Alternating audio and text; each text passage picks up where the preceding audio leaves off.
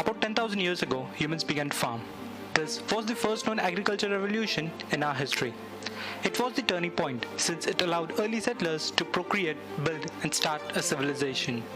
Today, approximately 40% of our land is farmland. These farmlands hold the key to the most important question: how can we feed the Earth's growing population? This can be the second agricultural revolution. During the first agricultural revolution, the forest was exploited to expand the farmland, which created an unstable environment.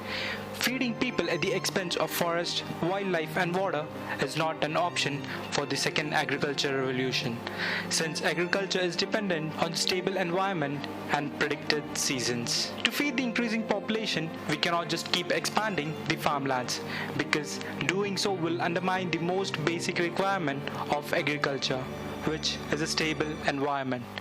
So what can we do about it? We have to increase the output of the existing farmlands while protecting biodiversity, conserving water, and reducing greenhouse gas emissions. So what will the future farm look like? Agriculture technology is developing and controlling the use of fertilizers and water with sensors planted in the ground while planting in the wild among the wild animals, cattle, and forest. This might look like a hazard, but it is a delicately engineered ecosystem to balance the environment and solve one major problem with the conventional farming. Conventional farming needs to have a clear land with only one crop planted all over. This eradicates wildlife and increases greenhouse gas emissions. This problem can be solved. Preserving biodiversity has an additional benefits. Insects and other pests are kept in check with the local biodiversity, leading to less pesticide use. Overuse of fertilizer and water is one of the problems we are facing now. Using mini-bots and ground sensors to measure the required amount continuously can be the solution. This will help the farmers to understand where the fertilizer needs to be applied rather than spraying all over the farm area, leading to soil and water pollution. The second agricultural revolution is not the path to all sensors and technology.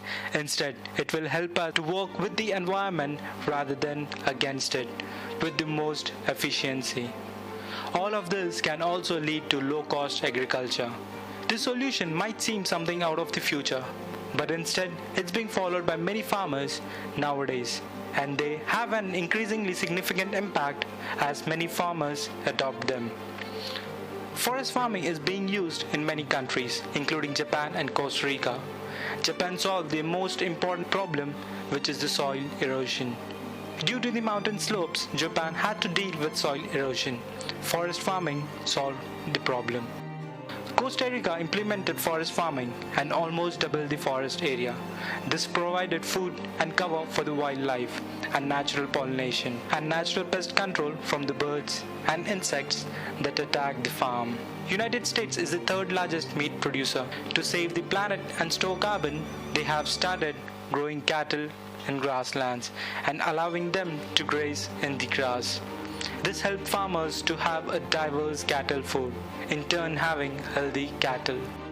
Future high-tech innovation stands to enhance the climate and conserve the ecosystem, and large producers need to invest in this technology. We also have to expand access to low-cost farming for small-scale farmers.